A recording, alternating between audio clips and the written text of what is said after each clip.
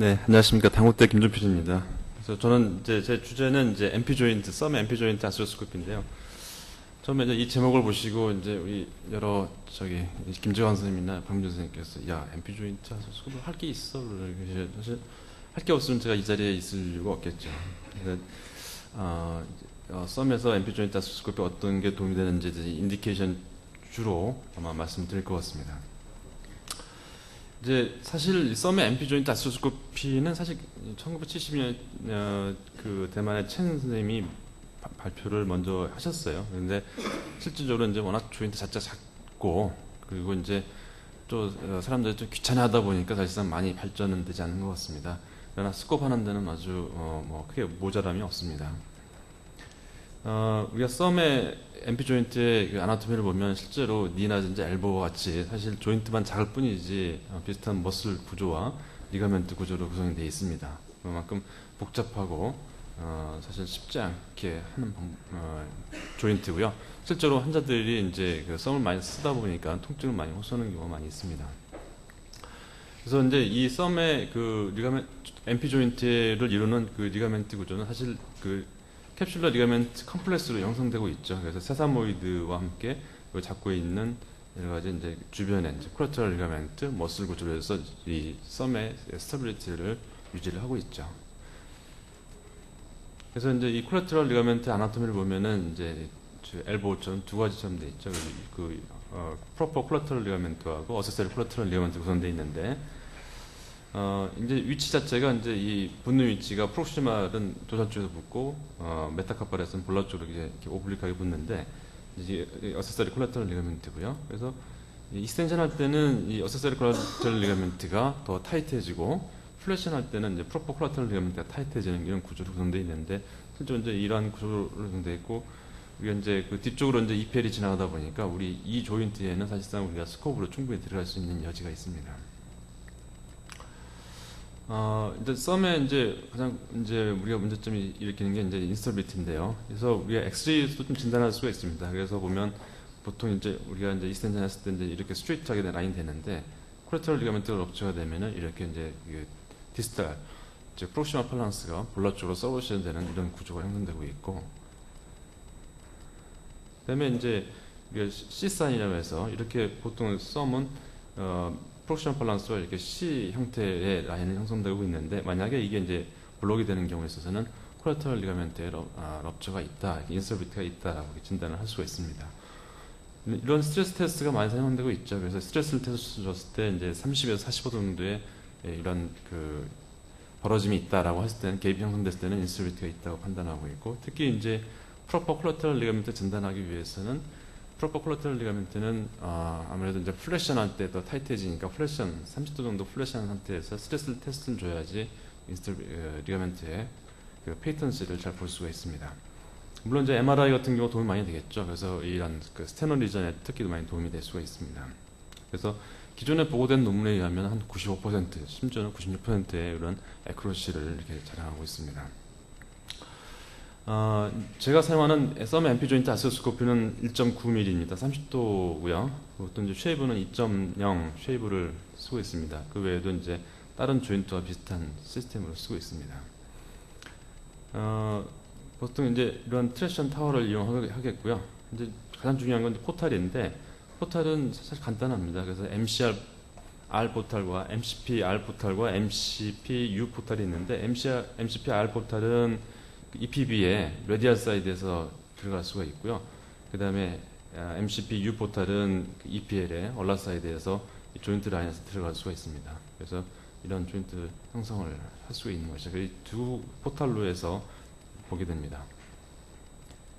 그래서 처음에는 이제 이 포탈을 어느 쪽으로 뚫을 것인가에 대해서 만약에 UCL이 럽처가 됐다라고 하면 저는 사실상 UCL 쪽에 있는 포탈을 먼저 뚫습니다. 그래서 아니 반대쪽에서 보는 게 더 가깝지 않느냐라고 하는데 왜 그렇게 뚫냐면은 실제로 그 병변 쪽을 먼저 뚫고 나서 그 다음에 반대쪽에 이제 정확한 위치를 들어가서 이제 뷰잉 포탈을 만들게 되거든요. 그래야지 이제 스콥이 이 자체로는 막 뭐 다른 조인트처럼 쉽게 왔다 갔다 할 수 있는 조인트가 아니기 때문에 카틸라지 손상을 주지 않기 위해서는 먼저 병변 쪽 손상을 먼저 하게 됩니다. 그래서 이제 여기는 이제 병변 쪽을 보는 거고요. 그래서 들어가서 이제 이벨루션 하는 겁니다. 우리가 이제 그 콜레터럴 리가멘트 인저리 있을 때는 실제로 이제 뭐 리가멘트를 완전히 제자리에 위치시켜 놓고 그다음에 이제 4주 정도 이제 이모빌라이즈 하면 충분히 좋아질 수 있다고 하는데, 사실 이런 스테노 리전이라든지 이런 경우에 있어서는 이제 스코프로도 충분히 이렇게 빼낼 수가 있습니다. 그래서 이런 경우는 이제 병변 쪽 사이드고요. 이거는 이제 어더터 어퍼니로시스입니다. 어퍼니로시스의 바깥쪽으로 들어가는 이제 콜레터럴 리가멘트거든요. 그래서 UCL이 어퍼니로시스 바깥쪽에 들어가서 이거 프로브로 이제 풀링 하게 되면, 리트레이션 하게 되면 이제 따라 올라오게 되거든요. 그래서 이제 럽처된 디스탈 부위에서 럽처된 부위를 이렇게 제자리에다가 위치시킬 수가 있습니다. 그래서 전 문헌에 보면은 이걸 이 상태로 그냥 스플린트만 해서 충분히 힐링이 된다라고 하는데, 사실 전 뭐 그게 못 믿어서 사실은 약간 미니 오픈해서 이거를 리페어를 하고 있습니다. 근데 이제 우리가 MRI가 95% 센시티비티가 있다고 하는데, 실제로 뭐 이렇게 병변이 있는 것처럼 보이는 데는 실제로 이제 이렇게 리가멘트 럽처가 되어 있고요. 이런 경우에는 실제로 이제 프록시마에서 스트리핑 되어 있기 때문에, 이런 경우에는 실제로 들어갔을 때는 리가멘트가 괜찮은데? 라고 볼 수 있는데, 실제로 이거 프루빙 해보면 프록시마 쪽에 있는 부분이 디스탈로 딸려오게 됩니다. 그래서 이런 경우 할 때는 이제 프루빙을 해서 리가멘트 병변이 디스탈에서 어벌졌는지 프록시말에서 어벌졌는지 정확하게 우리가 정확하게 볼 수가 있습니다. 그래서 이 경우에는 이제 프랙처가 동반된 경우죠. 그래서 프랙처가 동반된 경우에서는 우리가 이제 본만 정확하게 리덕션 해줘도 충분히 힐링을 기대할 수가 있습니다. 그래서 이런 경우는 이렇게 하고 피닝을 해서 이 본 유니언을 시켜서 리가멘트 힐링을 시켜주게 됩니다. 우리가 이제 또 하나 놓칠 수 있는 게 뭐냐면, 사이탈 봐서는 뭐 세사모이드 잘 있는 것처럼 보이는데, 실제로 스코프에 들어가면 세사모이드 프랙처가 있어요. 그래서 이 세사모이드 프랙처는 나중에 수술을 해줘도 크로닉한 페인을 유발할 수가 있거든요. 그래서 이런 부분들이 MRI의 맹점이 이제 이런 부분들을 잘 볼 수 없다는 겁니다. 그래서 이런 병변이 있을 때는 스코프로 확인해서 세사모이드 프랙처가 있다라고 하면은 저 같은 경우는 다 제거를 해줍니다. 왜냐하면 이 부위는 유니언시킬 수 있는 부위가 아니기 때문에 제거를 해주는 것이 좋습니다. 그래서 스코프로 해서 벌을 이용해서 제거하는 방법입니다. 제거하는 모습이고요. 그래서 이제 이 경우 MRI에서는 뭐 비교적 콜레터럴 리가멘트가 인택트해 보입니다. 그렇지만 이제 엑스레이에서 봤을 때는 C 사인이 무너져 있고 약간 좀 블러 쪽으로 서브션 돼 있죠. 그래서 크로닉한 인스비티가 있을 것이라고 판단이 되는데, 실제로 들어갔더니 이 세사모이가 프랙처가 돼 있어 이렇게 루즈 발전 돼 있어요. 그래서 이 부위가 아무래도 크로닉하게 페인을 유발하지 않았을까.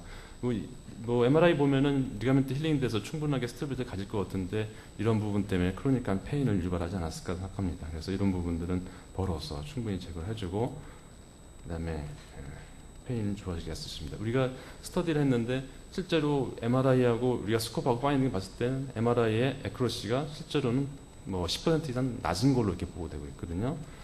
그래서 MRI 판독할 때 조심해야 될 것 같습니다. 또 하나 놓치는 거는, MRI에서 멀쩡했다 하더라도 세사모이드 프랙처도 동반된 확률이 8% 이상 되기 때문에 이런 부분들이 크로닉한 페인 유발할 수 있다라고 아시게 될 것 같고, 이렇게 프랙처 있는 경우에서는 스코프로 이제 아티큘러 리더션을 정확하게 해줄 수 있고, 피닝을 해서 충분하게 좋은 힐링을 기대할 수 있습니다.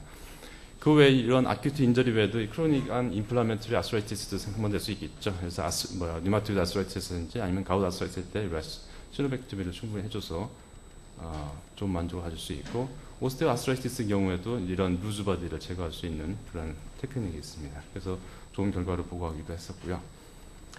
아스로디시스를 시험할 수도 있습니다. 그래서 뭐 자주 하지는 않습니다만은 이제 특히 이제 우리가 벌을 해서 이렇게 이제 퓨전을 해줄 수가 있습니다.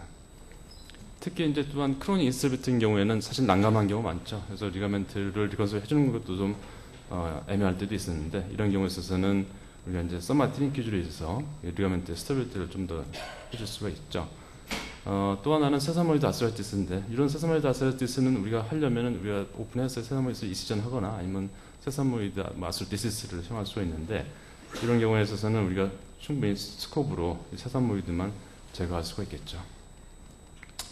그 다음에 이제 우리가 그 카시피 페리 아스로페스가 생길 수 있는데요. 이런 부분들은 다른 메이저 조인트뿐만 아니라 썸에도 자주 생깁니다. 그래서 이런 경우에 있어서는 우리가 스코브를 해서 이런 캐시피케이션을 제거를 할 수가 있습니다. 그래서 제거한 거 모습이고요. 엑스레이 보면은 많이 좋아졌음을 알 수가 있습니다. 스티프니스도 이제 우리가 캡슐러 릴리즈를 할 수가 있고, 다만 이제 우리가 컴플리케이션 알아야 되는데 여러 가지 너브 병변이 있었고, 그 다음에 아티큘러 데미지를 생길 수가 있다. 특히 이제 우리가 초심자일 경우에는 아티큘러 카트라를 많이 긁어먹는 게 있을 수 있는데, 그런 부분들은 유의해야 될 것 같습니다. 결론적으로 이제 이러한 썸의 MP 조인트 아스로스코프는 뭐 간단하고 쉽고, 그 다음에 이제 좋은 여러 가지 병변 치료에 도움이 많이 되는 방법인데, 아직까지는 연구가 적게 되어 있는 겁니다. 그래서 앞으로도 이런 부분에 대해서 많은 연구가 더 필요할 것으로 생각됩니다. 경청해주셔서 감사합니다. 네, 수고하셨습니다.